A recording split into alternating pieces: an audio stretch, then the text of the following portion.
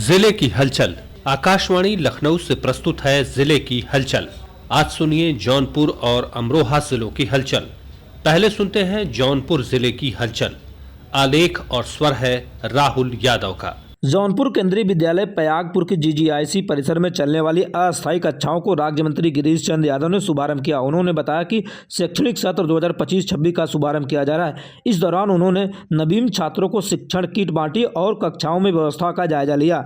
राज्य मंत्री ने कहा कि जनपद के लिए ये बड़े ही सौभाग्य की बात है, आज केंद्रीय विद्यालय के शैक्षणिक सत्र का शुभारंभ हुआ है। इसके लिए उन्होंने छात्रों और अभिभावकों को बधाई देते हुए शुभकामनाएं दी। कहा कि निश्चित रूप से यह जनपद शिक्षा के क्षेत्र में अग्रणी पंक्तियों में रहा है। उन्होंने कहा कि उनके अनवरत प्रयास से विद्यालय के सत्र शुरू हो जाने से छात्रों को पठन पाठन में सुविधा होगी और उन्हें बेहतर और गुणवत्तापूर्ण शिक्षा प्राप्त होगी। प्रदेश के कुछ जनपदों को आकांक्षी जनपद के रूप में चुना है। इसी प्रकार जनपद जौनपुर में 2 ब्लॉक, जैसा कि माननीय विधायक जी ने अवगत कराया, कुछ महत्वपूर्ण पैरामीटर जिसमें स्वास्थ्य है, शिक्षा है, कृषि है, फाइनेंशियल इंक्लूजन है, इंफ्रास्ट्रक्चर है, पेयजल है, उन मानकों को देखा और उन पैरामीटर्स पर कहीं ये पिछड़े हुए थे, इनको मुख्य धारा में लाने के लिए चयन किया। जौनपुर जिला अधिकारी डॉक्टर दिनेश चंद के द्वारा कलेक्टर स्थित प्रेक्षागृह में आकांक्षा हाट संपूर्णता अभियान के सम्मान समारोह का फीता काटकर दीप प्रज्वलित कर शुभारंभ किया। आकांक्षा हाट कार्यक्रम 28 जुलाई 2025 से 2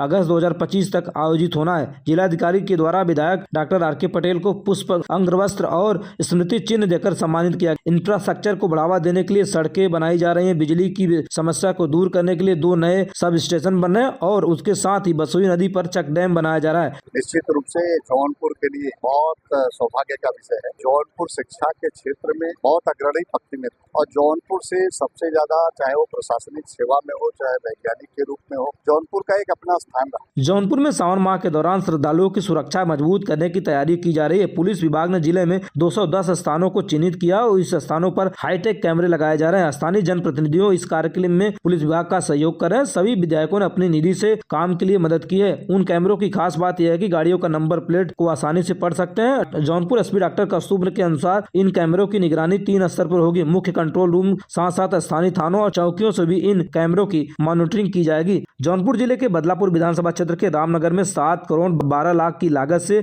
नवनिर्मित विद्युत उपकेंद्र को भाजपा विधायक रमेश चंद्र मिश्र ने उद्घाटन किया। इस उपकेंद्र से क्षेत्र के 45 गाँव को बिजली मिलेगी। अभी तक इन गाँव को सिगरा मऊ उपकेंद्र से जोड़ा गया था, जहाँ दूरी अधिक होने के चलते लो वोल्टेज और फॉल्ट की समस्या अधिक हो रही थी। अब नए केंद्र का चालू हो जाने से क्षेत्र के लोगों को काफी राहत मिलेगी। जौनपुर जिले के जलालपुर थाना क्षेत्र के ऐतिहासिक त्रिलोचन महादेव मंदिर में सावन माह के तीसरे सोमवार पर दूर दराज से आए सैकड़ों की संख्या में कांवड़ियों ने त्रिलोचन महादेव को दर्शन पूजन किया। शिव भक्तों के दूध जल से बाबा का अभिषेक किया। इस दौरान मंदिर के आसपास सुरक्षा व्यवस्था के चाक चौबंद व्यवस्था बनी रही। भोर में ही 2 बजे से आरती के बाद मंदिर का कपाट खुलते ही कांवड़ियों और महिला व पुरुष श्रद्धालुओं ने अलग अलग कतार में लगकर जलाभिषेक किया। इस दौरान श्रद्धालुओं की भारी भीड़ को देखते हुए सुरक्षा व्यवस्था को सख्त रही। मंदिर के गिरिज से लेकर मंदिर परिसर सड़क तक भारी पुलिस बल फोर्स पीएससी के जवान तैनात रहे। पूर्वांचल की युवाओं के लिए तकनीकी शिक्षा और प्रशिक्षण के क्षेत्र में एक बड़ा सौगात मिलने जा रहा है। जौनपुर जिले के करंजा कला ब्लॉक स्थित राजकीय औषधिक प्रशिक्षण संस्थान ITI सिद्दीकपुर में पूर्वांचल का पहला central training institute of for infrastructure CTI केंद्र स्थापित किया जाएगा। इसके लिए राज्य मंत्री गिरीश चंद्र यादव ने केंद्र सरकार को प्रस्ताव तैयार कर भेजा था। इसके लिए 3 एकड़ जमीन भी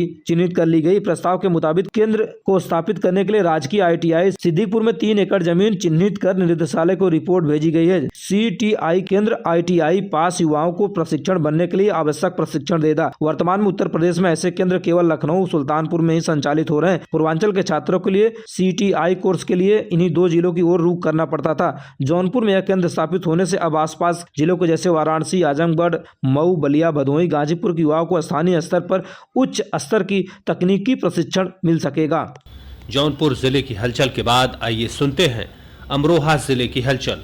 आलेख और स्वर है मरगूब हुसैन का। उत्तर प्रदेश के अल्पसंख्यक कल्याण, मुस्लिम, वक्फ और हज राज्य मंत्री दानिश आजाद अंसारी 25 जुलाई को अमरोहा पहुंचे। इस दौरान उन्होंने मीडिया प्रतिनिधियों से बात करते हुए आरोप लगाया कि समाजवादी पार्टी ने हमेशा मुसलमानों को सिर्फ राजनीतिक मोहरा बनाकर इस्तेमाल किया है। राज्य मंत्री ने साफ किया कि भाजपा सरकार में कानून व्यवस्था सर्वोपरि है और अब तुष्टीकरण की राजनीति नहीं चलने दी जाएगी। इसके साथ ही उन्होंने कहा कि प्रधानमंत्री मोदी के नेतृत्व में देश नित नए आयामों को छू रहा है और प्रधानमंत्री मोदी नए नए कीर्तिमान रच रहे हैं। दुनिया के बड़े बड़े देश अपने सर्वोच्च सम्मान से मोदी जी को नवाज रहे हैं। यह भारत और देश के हर नागरिक के लिए गर्व की बात है। प्रधानमंत्री जी इन्होंने कई कीर्तिमान रचे। आजाद भारत में पैदा होने वाले पहले देश के प्रधानमंत्री भी दुनिया के बड़े बड़े देश उनको अपने देश के सर्वोच्च सम्मान से भी नवाज रहे। राष्ट्रीय पशु रोग नियंत्रण कार्यक्रम के अंतर्गत अमरोहा में 23 जुलाई को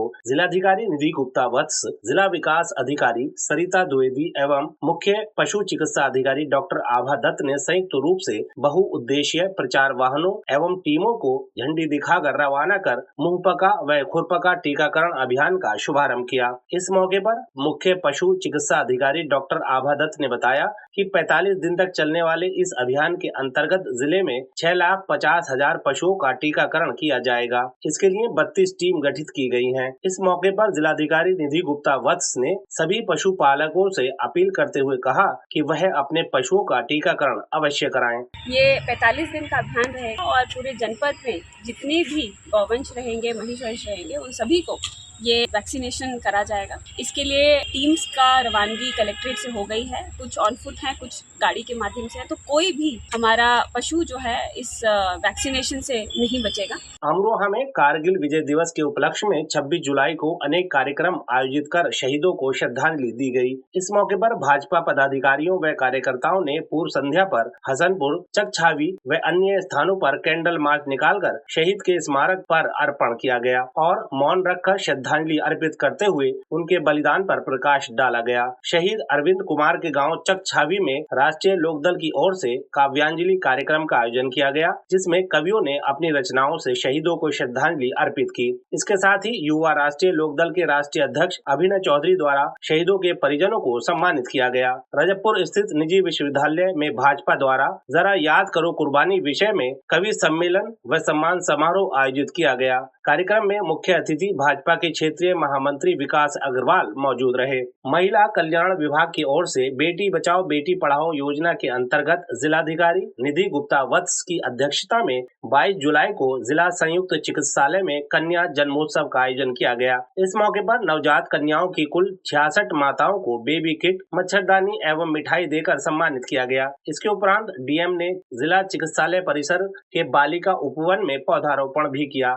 इस मौके पर जिलाधिकारी ने बच्चियों के जन्म पर उनके अभिभावकों को हार्दिक बधाई देते हुए कहा कि समान लिंगानुपात स्थापित करने व कन्या भ्रूण हत्या को रोकने, बालिकाओं के स्वास्थ्य व शिक्षा को सुदृढ़ करने तथा बालिका के प्रति आमजन में सकारात्मक सोच विकसित करने के दृष्टिगत इस कार्यक्रम का आयोजन किया गया है। उन्होंने जोर देकर कहा कि बच्चों को जन्म से पहले और बाद में समान देखभाल की जरूरत है। पहले 6 माह तक बच्चों को माँ का दूध अवश्य पिलाएं, इससे उनका स्वास्थ्य मजबूत होगा। साथ ही उन्होंने स्वच्छता का विशेष ध्यान रखने की सलाह दी ताकि बच्चे बीमारियों से बचे रहें। अमरोहा में श्रावण मास के प्रत्येक सोमवार पर जिले के ऐतिहासिक वासुदेव तीर्थ स्थल सहित सभी शिवालयों में जलाभिषेक करने वाले श्रद्धालुओं की भारी भीड़ जुटी। इस दौरान भोले के जयकारों से पूरा वातावरण गूंज उठा। इसके साथ ही श्रावण शिवरात्रि पर भी शिवालयों में श्रद्धालुओं की भारी भीड़ रही। सुरक्षा की दृष्टि से सभी मुख्य शिवालयों पर विशेष इंतजाम किए गए और ड्रोन से भी निगरानी की व्यवस्था की गई। इस दौरान प्रत्येक सोमवार के मद्देनजर नेशनल हाईवे को शुक्रवार से ही भारी वाहनों के लिए बंद कर दिया गया और एक लेन पूरी तरह से कांवड़ियों के लिए आरक्षित कर दी गई। जगह जगह पुलिस तैनात की गई और जिलाधिकारी निधि गुप्ता वत्स एवं पुलिस अधीक्षक अमित कुमार आनंद रात दिन गश्त कर व्यवस्थाओं का जायजा लेते रहे। यह था आकाशवाणी लखनऊ के क्षेत्रीय समाचार एकांश द्वारा प्रस्तुत जिले की हलचल का आज का अंक।